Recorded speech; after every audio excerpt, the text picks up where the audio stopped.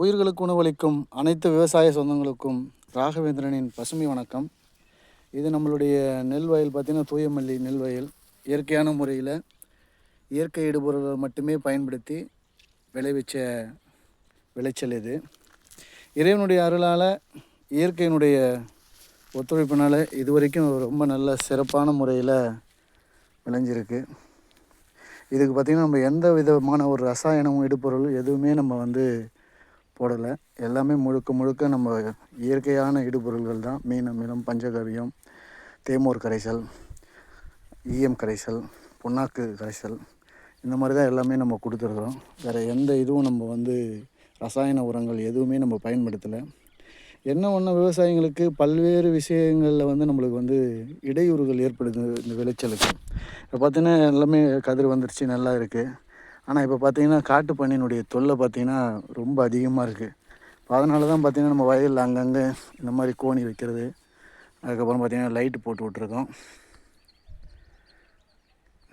Light போடுறது, சுற்றி இதுவெலாம் கட்டுறது, இதெல்லாம் பண்ணுறோம். இதெல்லாம் பண்ணாலும் இந்த பன்னிக்கிட்ட இருந்து இந்த விளைச்சலை காப்பாற்றுறது ஒரு பெரிய ஒரு சவாலான காரியமாக தான் இருக்குது.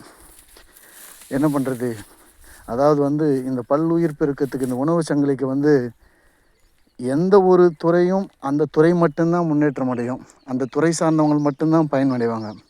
ஆனால் இந்த விவசாயத்தில் மட்டும்தான் இந்த உணவு சங்கிலி தடைபடாமல் இருக்க விவசாயம் மட்டும்தான் கை கொடுக்குது. பாருங்கள், நம்ம இந்த விளைச்சலை குருவிங்கள் கொத்தி சாப்பிடும். அது இல்லாமல் பார்த்திங்கன்னா பன்னி சாப்பிடும். இந்த மாதிரி பல விதம் நம்ம விவசாயம் பண்ணும்போது மண்புழு நல்லா வளரும். பல்வேறு விதமான நுண்ணுயிரிகள் இதில் பெருகும். நண்டு இருக்கும், பாம்பு இருக்கும், எலி சாப்பிடும். இதெல்லாம் சாப்பிட்டுட்டு அதுக்கப்புறமா தான் கடைசியாக சாப்பிட்றது தான் நம்ம. அப்போது இந்த ஒரு விவசாயத்துறையில் மட்டும்தான் எல்லா உயிர்களுக்கும் இந்த உணவு சங்கிலி விவசாயம் நடக்கிறதுனால தான் எல்லா உயிர்களுக்கும் உணவு போய் சேருது. அதாவது தன் உணவிற்காக தடாகத்தை சுத்தம் செய்தல மீன், அது மாதிரி விவசாயி தன் தேவைக்காக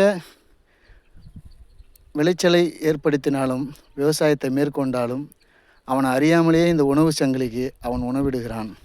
நம்ம இதெல்லாம் அறுத்துட்டு போனாலும் பார்த்திங்கன்னா, அறுவடை பண்ணி முடித்தாலும் கொக்கு, குருவி எல்லாம் இந்த சிந்தனை தானியங்களை சாப்பிடும். அப்போது இந்த விவசாயம் நடக்கிறதுனால தான் எல்லா உயிரும் பயன்படுது. தட்டாம்பூச்சிலேருந்து ஏன் நம்மளை இந்த பூச்சிகள் கூட, நம்மளுக்கு பாதகம் செய்கிற பூச்சி கூட இந்த பயிரை சாப்பிட்டுட்டு அது ஒரு வளருது, அது ஒரு உணவாகுது. நம்மளுக்கு பாதகம் பண்ணுற எலி கூட இந்த பயிரை வெட்டி எடுத்துகிட்டு போயிட்டு அது சாப்பிட்டு அதுக்கு உணவாகுது. அப்போது எல்லா விஷயத்துக்கும் அடிப்படையானது எதுன்னா விவசாயம்தான். இப்போ பாருங்கள், ஒரு பேனா கம்பெனி தயாரிக்கிறாங்கன்னா அதில் பேனா மட்டும் சார்ந்து இருக்கும். அதில் இருக்கிற தொழிலாளர் மட்டும்தான் பயன்படுவாங்க. மற்ற உயிரினங்களுக்கு பயன்படுமானா படாது. அதே மாதிரி நீங்கள் துணி ஆடைகளாக இருக்கட்டும், நீங்கள் எந்த செல்ஃபோன் கம்பெனியாக இருக்கட்டும், எந்த factory, car company, two wheeler company, cycle company, எந்த கம்பெனியாக இருந்தாலும், எந்த தொழிற்சாலைகளாக இருந்தாலும் அது மனிதர்களுக்கு மட்டுமே, மனிதர்களை சார்ந்தே டார்கெட் பண்ணி மனிதர்களுக்காகவே அது உற்பத்தி செய்யப்படுகிறது. ஆனால் விவசாயி உற்பத்தி செய்கின்ற எந்த ஒரு தானியமும் அது மனிதனுக்கு மட்டுமல்ல, அனைத்து உயிர்களுக்கும் பகுத்துண்டு. அதுதான் திருவள்ளுவர் அழகாக சொன்னார், பகுத்துண்டு பல்லுயிர் ஓம்புதல் நூலோர் தொகுத்தவற்றுள் எல்லாம் தலை அப்படின்னாரு. அப்போது என்ன அர்த்தம்னு கேட்டிங்கன்னா, எப்பேற்பட்ட நீங்கள் தர்ம நியதங்களை, புத்தகங்களை, நீதிகளை நீங்கள் படித்தாலும், அதாவது இந்த தன்னுடைய உணவை அடுத்த உயிர்களுக்கு எவன் கொடுக்குறானோ, எவன் பகிர்ந்து கொள்ள தயாராக இருக்கிறானோ அவனுடைய அன்பும் அவனுடைய நீதியும் அவனுடைய அந்த குணமும் எல்லா நூல்களில் வகுத்த நீதிகளை விட மேலான, உயர்ந்த, உத்தமமான நீதி.